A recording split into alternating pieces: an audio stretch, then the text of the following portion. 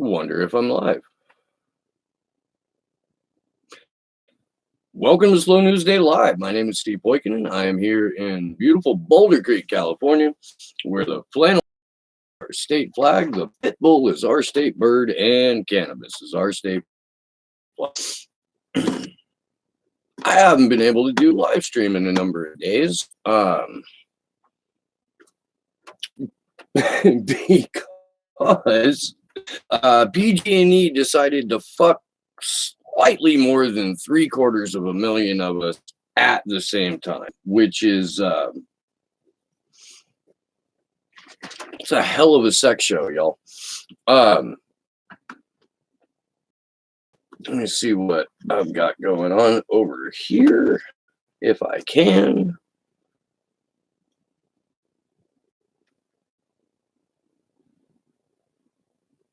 This has been a wild fucking week, y'all. Oh, and I got stung by a bee like twice today, so I'm stoked on that. Hi, Karen. Hi, Moose Gal. Hi, Anthony Reyes. How y'all doing? I can't see you on the screen in front of me. I have a separate thing going over here.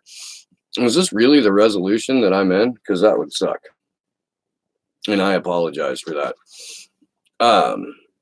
I have been having nothing but interwebs problems since we got our power restored. I'm not sure who all is watching right now that's been in the affected area by PG&E. If you are and you're currently without power, I really hope you catch up on this eventually. There, as of yesterday. Yeah, I have no idea what's up with the resolution, you guys. I'm pretty fucking sorry about that. Usually it's better. I don't even know if there's a way to fix that.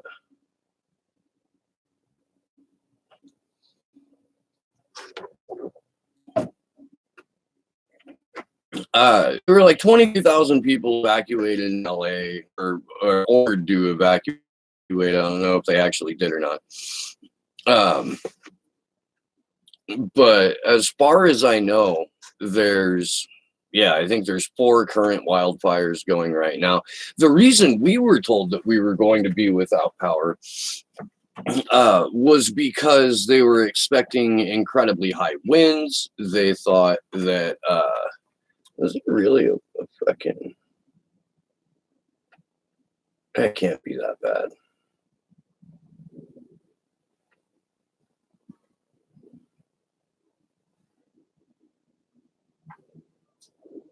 Sorry, I'm adjusting my own resolution while I'm doing this. Hopefully that works out a little bit better. I don't know. Try watching the show on 720 if you can, or 1080 if you have it.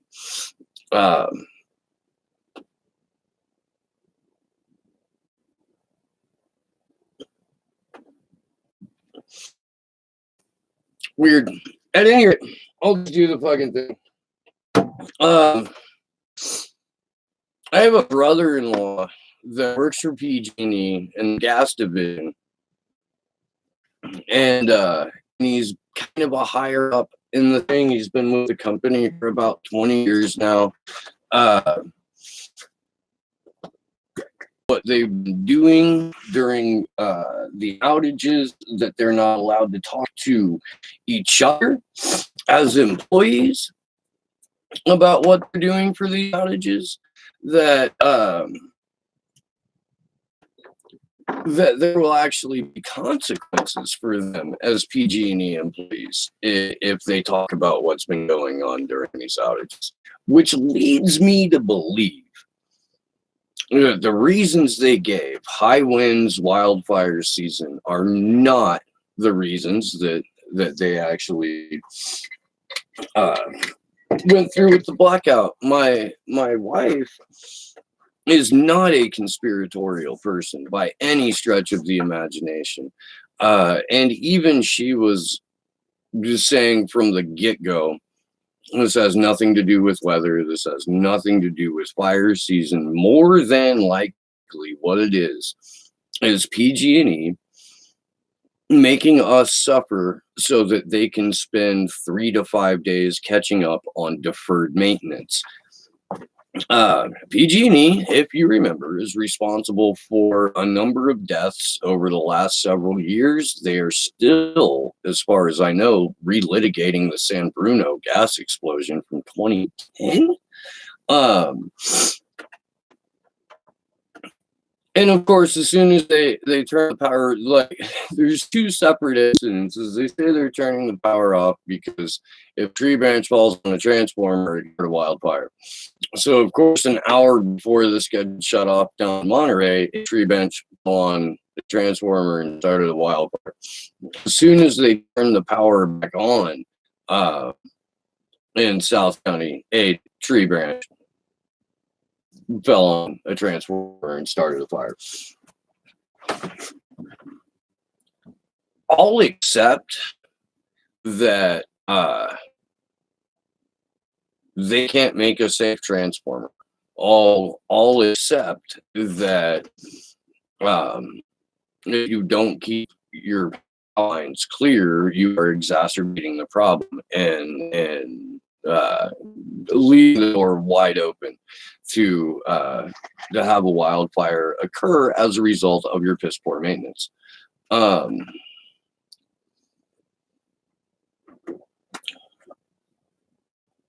do believe, who is that? Tequil. I hope I'm pronouncing that correctly. And welcome to the stream. I'm not exactly familiar with your account.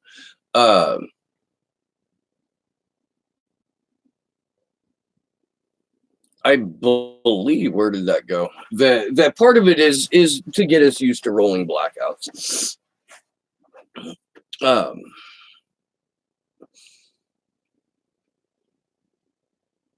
If you've got if you've got a populace that's dependent on the power grid, as we are so dependent on the power grid. Even at my workplace, I was affected by it. I do fucking carpentry. Like, I'm not used to using a handsaw to cut 4x4 posts or 2x6 pressure treated fucking support beams.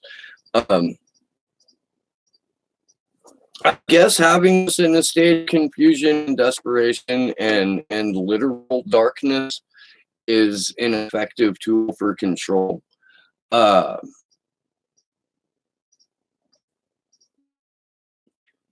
know, the two-man saw went out of fashion with the advent of the chainsaw. They're an anachronism around here because there's such a history with this place with logging. You will occasionally see giant two like that. That we used to do to get a tree down is just fucking amazing. If you go to any of these, like, you know, logging towns, go to their history museums and shit like that, it is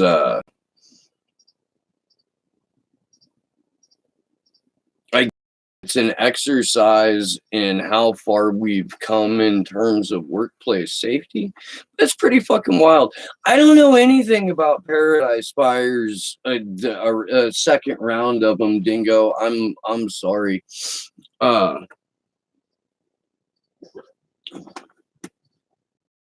This much. They told us that our power was getting shut off because of high winds. I work outdoors. When I shoot the show outdoors more often than not. If I'm indoors and shooting the show, it's in a fucking enclosed, screened-in porch. Like, if there was wind, I would know. It was windier a couple of weeks ago when the power was on, and they weren't trying to fucking do any sort of preventative rolling blackout to stop that from happening. I think it's absolute bullshit. I think PG&E was trying to catch up on some maintenance that they hadn't got to. I think that as an organization that filed for bankruptcy, that then thought they would sell off a chunk of their shit to a hedge fund. This was just several months ago that a hedge fund guy acquired a giant share of PG&E. And now we're with the rolling blackouts. It strikes me as more than merely coincidental that PG&E's response to filing for bankruptcy because they can't maintain their fucking grid properly is to punish the customer for their, I don't know, lack of responsibility, business acumen. Okay, yeah. So PG, I'm sorry, Dingo, I'm getting that now. PG&E was blamed for the Paradise fires. Yeah, I think they were also blamed for the San Rafael fires.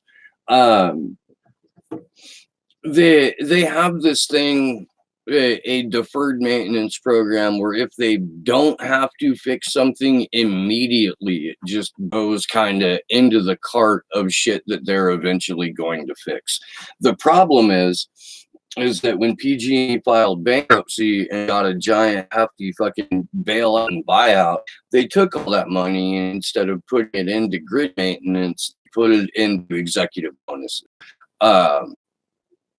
So that's just, the Butte fire was blamed on PG.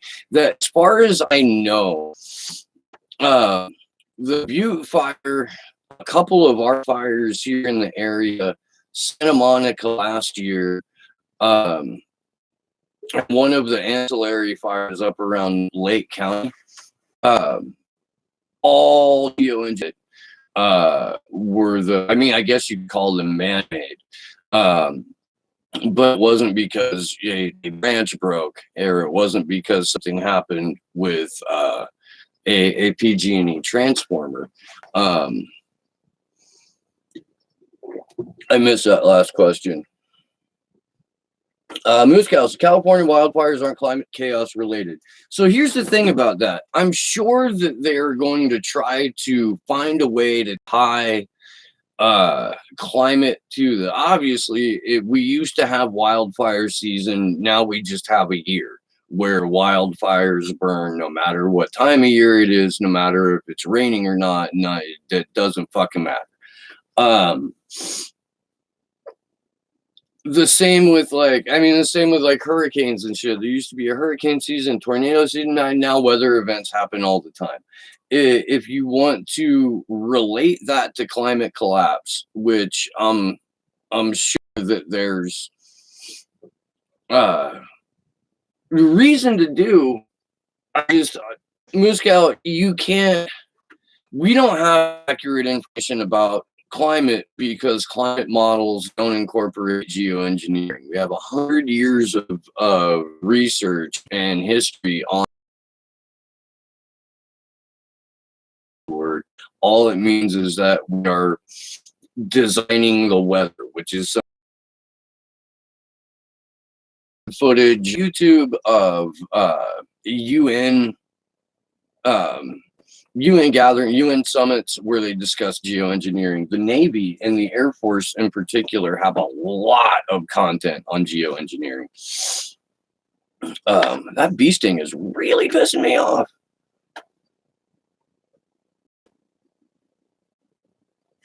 Are you up in Butte? Whoever said that? Where'd my fucking thing go? I think until we have a realistic conversation where we start incorporating geoengineering into our climate discussions, we're never going to have an honest climate discussion. And you guys know how I feel about Sunrise Movement and Extinction Rebellion and Greta Thunberg, all that shit. It's fucking marketing. I'm going to say it again. If you participated in a global march, in a global parade, to show that you really care about the climate and then went back to your regular activities, you weren't at a climate strike. You were at a fucking marketing campaign.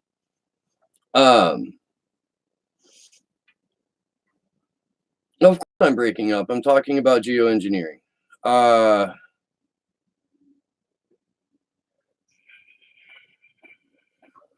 if I break it up, let's have a little dab for Jesus.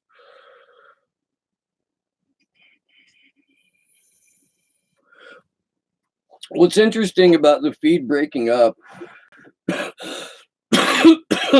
is that I couldn't connect to my internet from my house.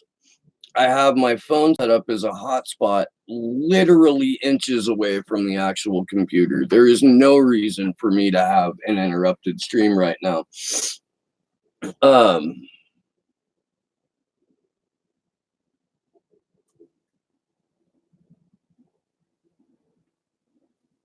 Marketing event, that's true. It is, Anthony. Okay. The solutions that Greta Thunberg has, the solutions that Extinction Rebellion or Sunrise Movement or Bernie Sanders or Alexandria Ocasio-Cortez, all of these solutions are centered around green capitalism. They're centered around what Al Gore and David Blood referred to as an investment in long-term greed. That sucks that you got bud rot, dude. You just cut that shit out and fucking move on. Botrytis is one of the more common issues that we have up here because it's still a fucking rainforest. I'm jumping topics all over the place. Just see what happens when I go like a fucking week without doing a live stream. I'm scattered and fucking off. That's true. If everyone planted a fucking tree, we would regenerate our carbon producing engine. Any plan for attacking climate that doesn't include massive reforestation and massive rewilding is an insufficient plan. And I understand that there's like a 1 billion tree proposal in Bernie Sanders' plan, which is neat. But until we decouple ourselves from the engine of capitalism, until we view sustainability as a reward for being good planetary custodians, until we remove the investment in long-term greed from green capitalism, we're fucked, because they're lining the pockets of the exact same oligarchs. The people who are most supportive of Extinction Rebellion right now, at least in terms of the money that they get from Europe, are all European oil or liquid natural gas barons and the fucking oldest of royal families who have embarked on empirical conquests and fucking have money in everything from mining operations to the fucking rare earth mineral race.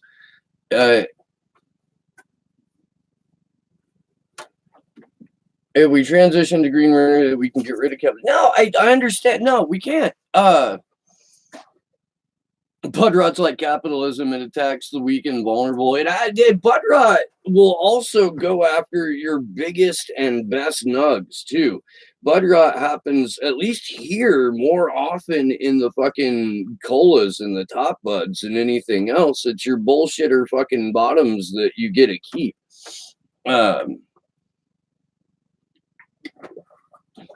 I'm distractible, you guys. I apologize.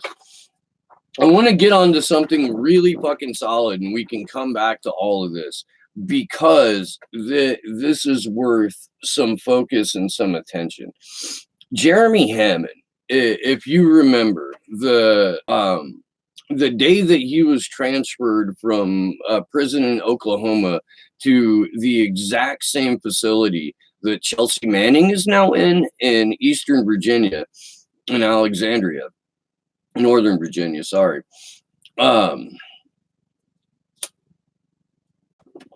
Jeremy Hammond is a hacktivist who was involved in the Stratfor leaks that became the global intelligence files on WikiLeaks.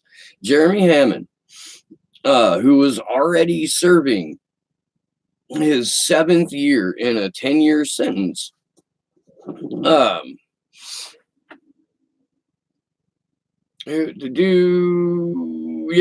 was transferred to the same facility as Chelsea Manning. Here's his statement. Because he just this morning refused to testify in front of a grand jury. And this again, Eastern District of Virginia, the exact same court where John Kiriakou was tried and convicted under the Espionage Act, where they are attempting to extradite Julian Assange, and we'll get to him in a moment, where they are currently trying to get Chelsea Manning to testify. This is his statement refusing to go through this process. And I can't stress enough how fucking wonderful this is and how much character is being demonstrated here. He says, as many of you know, I was just a few months from my scheduled release from federal prison when I was unexpectedly dragged in chains and planes to this raggedy detention center in Alexandria, Virginia. I am outraged that the government is threatening additional jail time if I do not cooperate with their grand intimidation tactics, could be my comrades or my principals. System, I am choosing silence over freedom.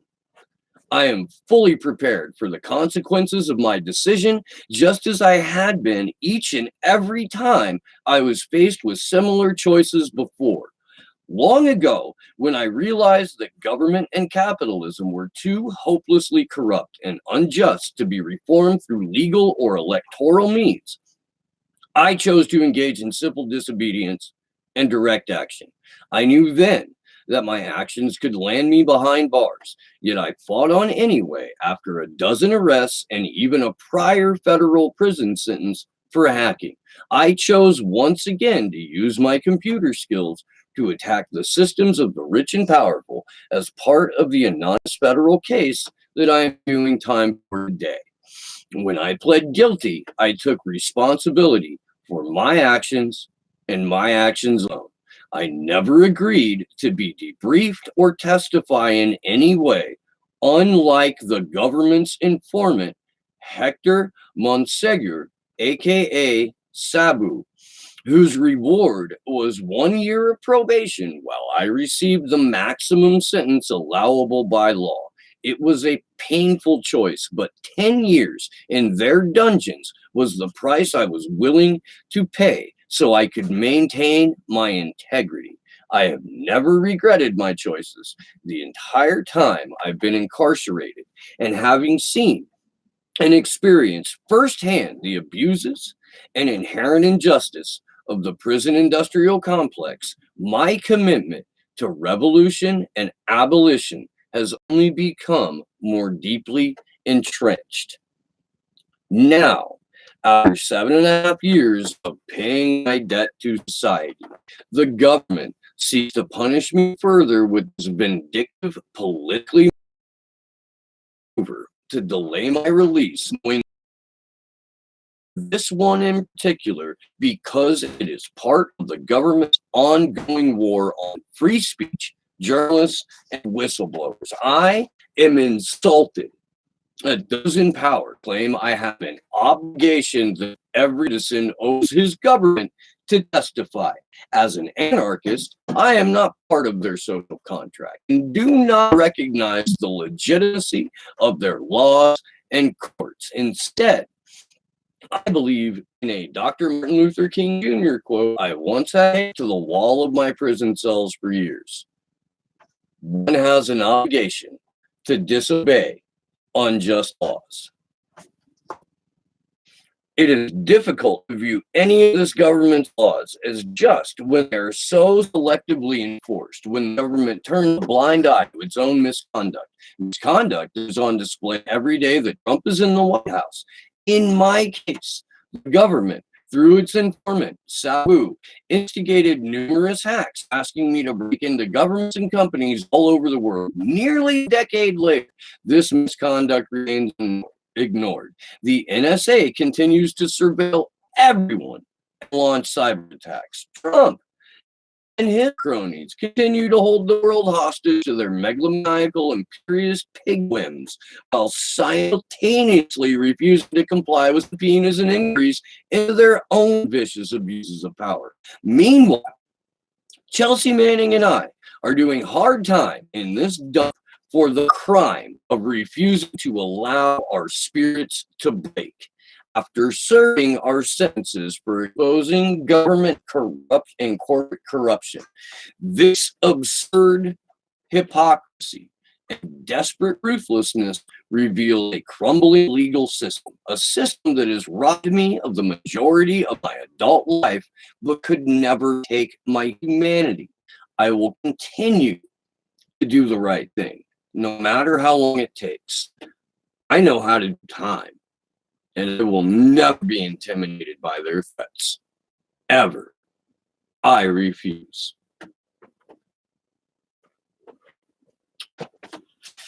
You guys, don't read that shit while you're cutting onions, all right?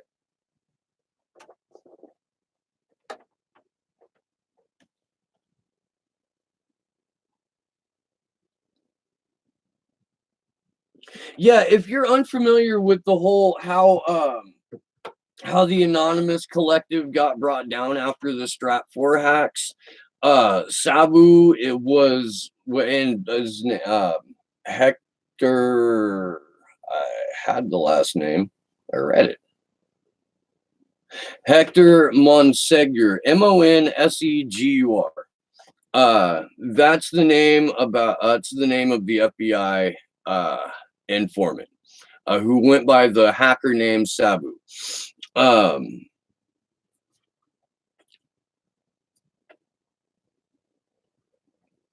The end result of that, and by the way, Barrett Brown was part of that. Excuse me, the Stratfor Collective, or the anonymous collective that gained access to Stratfor and provided the material that would become the global intelligence files. All of those guys, with the exception of their informant, are either still dealing with consequences from that, or have found themselves completely ostracized in real life for doing that.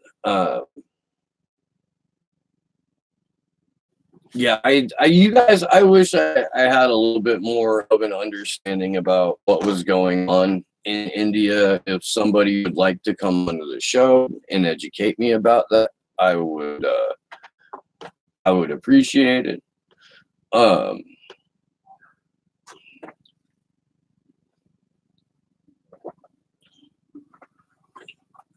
Now that I've read Jeremy Hammond's statement, like it makes me want to go out and do shit. I hope when you guys hear the words of a legitimate activist, it also inspires you towards activism. That's some real shit right there. Chelsea Manning has a very, very similar statement out about why she's not going to participate in the grand jury process. I can't imagine an extradited Julian Assange would participate in a fucking grand jury process. Why would you? They're set up for the state. They're set up to make sure that the whims of the prosecution are carried out. There's some great prose in here, man. Like, props to Jeremy Hammond for composing. Where'd it go?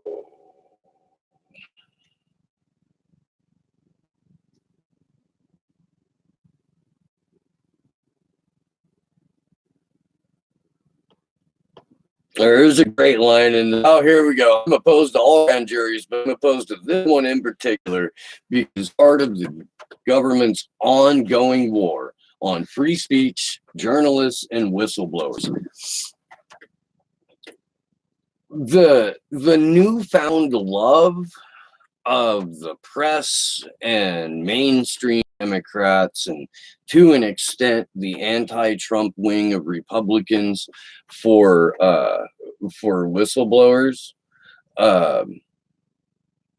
is pretty fucking disgusting. I know we talked about it on the vigil the other night, but Donald Trump fucking quoted John Kiriakou when he went on Tucker Carlson's show. And the response to that was hilarious.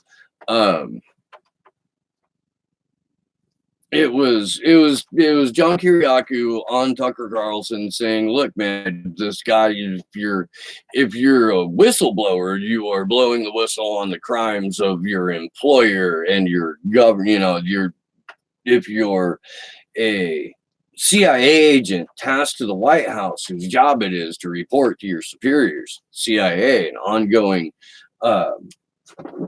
what you're seeing from the president, what you're seeing from his administration, and it's an open secret that the intelligence community is less than pleased with Donald Trump's lack of decorum. You're not blowing the whistle, you're doing your job." Trump retweets it. John Kiriakou, or Trump tweets out about it. John Kiriakou quote tweets the president of the United States and says, "Thanks, then pardon me." I would love to see that.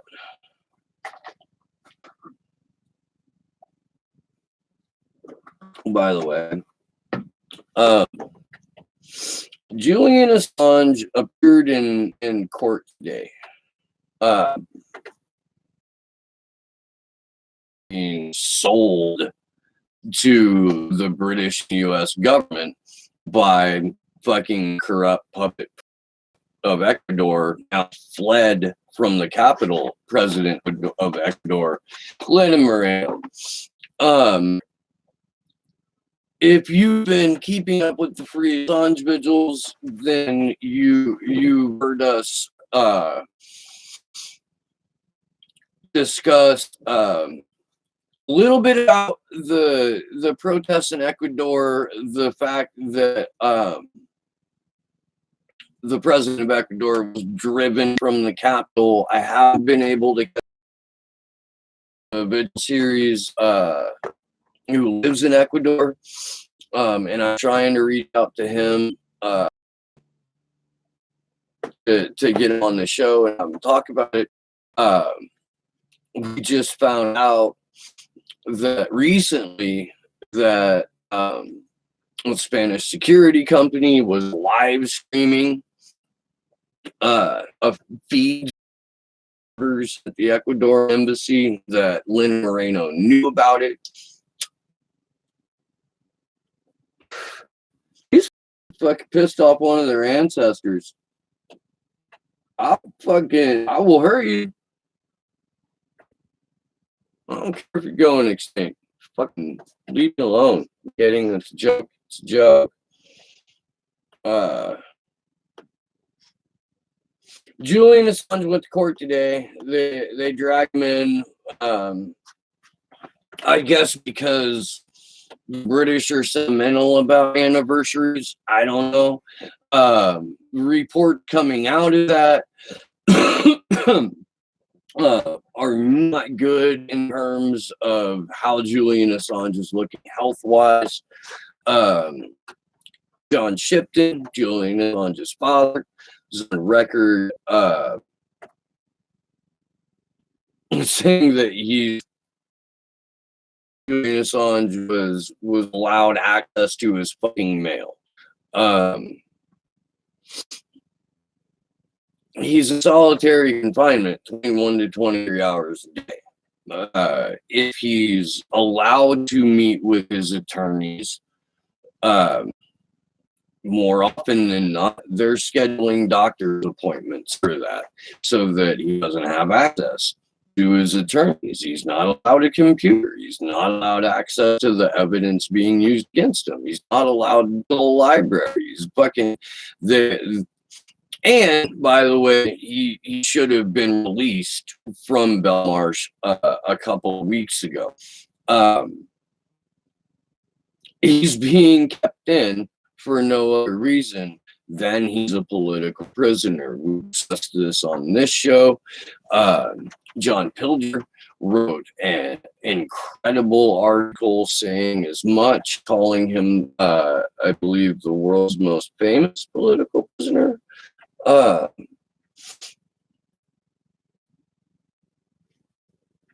God, how you doing, Mystery? How are you? It's nice to see you guys. I'm glad you're around. I'm glad you made it.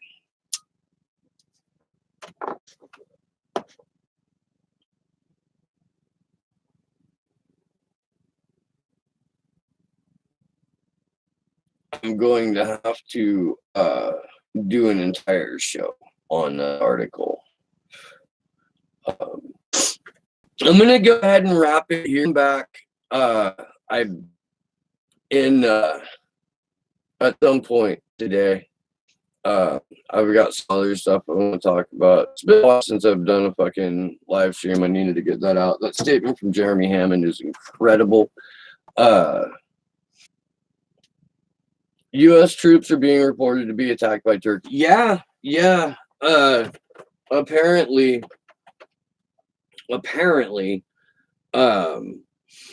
Turkish bombs hit a forward operating base that contained a not sure if it's a unit or a cohort, but at any rate, there were special forces troops that were there, among other military personnel. We gave Turkey the green light to go ahead and bomb Syria. Donald Trump just opened up a fucking hotel there, and now the response to this is going to be I guess crippling sanctions against Turkey.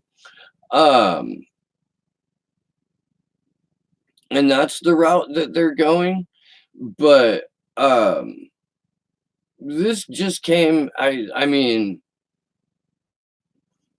we just announced a troop withdrawal from Syria, and then almost immediately the US gets attacked by Syria, by a country that we are tenuous allies with. None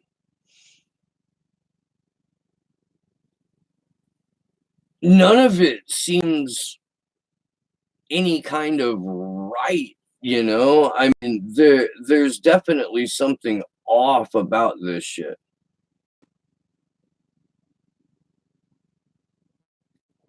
Are we going live? What, Quinn?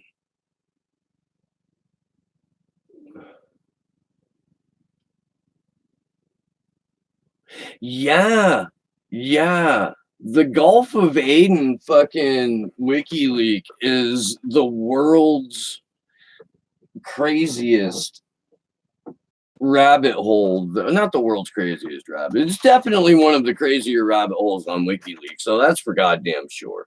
You should report on spying in the bathroom. We did. I'm pretty sure that we mentioned it on the Vigil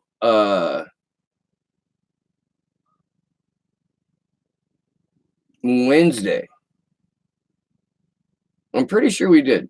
Karen, if you're not okay, if we did a bad job of that, the Spanish security company that was live streaming and bugging and having video equipment in every single part of Julian Assange's quarters in the Ecuadorian embassy included the women's bathroom in the Ecuadorian embassy. Julian Assange and his legal team would have meetings there because they thought you can't put a camera in the ladies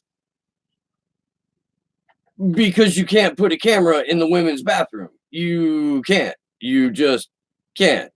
Um, but they did, and we've got proof. And I don't, and we did cover it on the vigil, but maybe we need to take a little bit more time with just how fucking insane that is.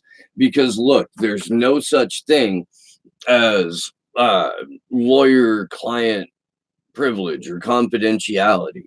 If you are bugging every square inch of a building and live streaming it to the goddamn CIA, and the president of Ecuador knows about it, and you just got a $4.2 billion IMF loan, and fucking now all of a sudden Julian Assange is dragged out of the embassy and is in fucking Guantanamo Bay of the United Kingdom and is waiting there. How are there not more people out in the fucking streets every day demanding justice for this man, demanding for him to be released, demanding the people that have tortured and unlawfully detained and arbitrarily detained this man for fucking like 3,230 days or some shit like that? How are they not being held accountable?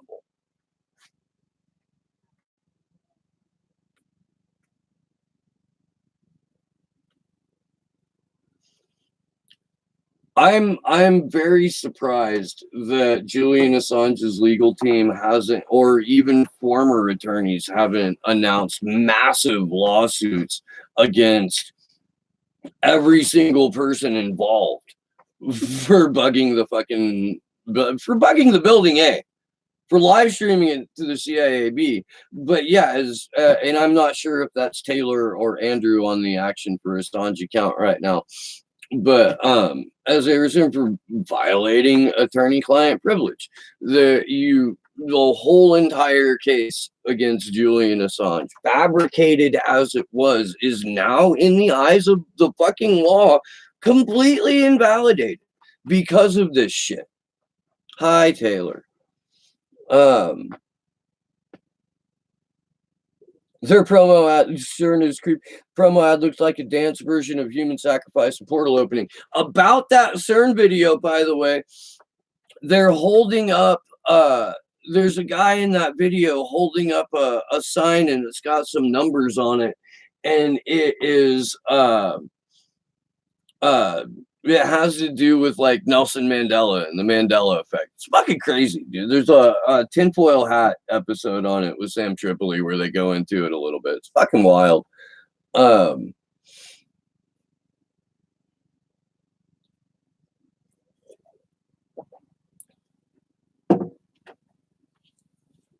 Yeah, I think that's gonna do it for right now.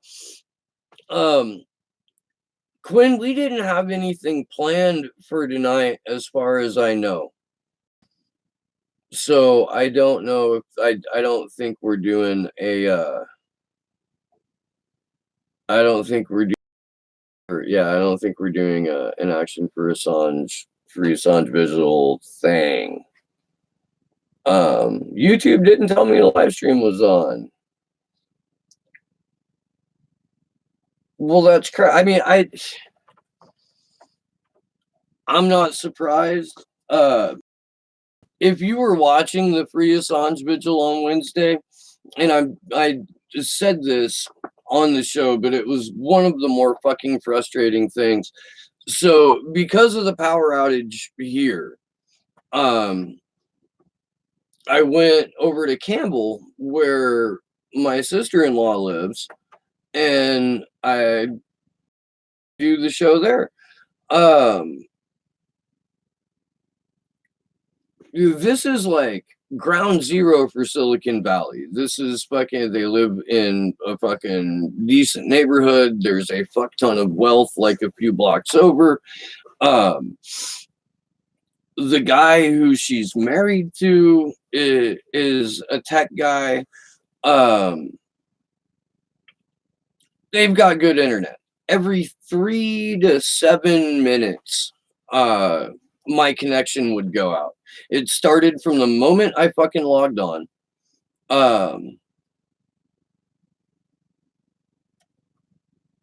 Only the short videos are showed, not the full version. If they show up as full versions, when I'll look into that. Solitary Reaper, I will. As soon as I get off, I'll try to see what I can do to fix that. What I may have to do is take away all of the clips that I've put on YouTube, upload the full versions to Patreon, and then I don't know, dude. I'm sorry about that. I'll figure it out. Yeah, I'm gonna bounce. I will try to be back later, and I've got to sort out some shit on Patreon. So yeah, this has been Slow News Day. I'm Steve Poikinen. Good luck to us all.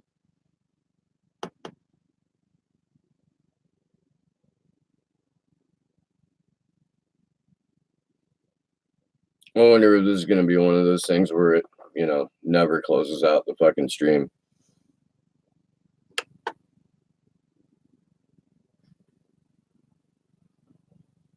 I haven't had that happen for a minute. I guess I'm due.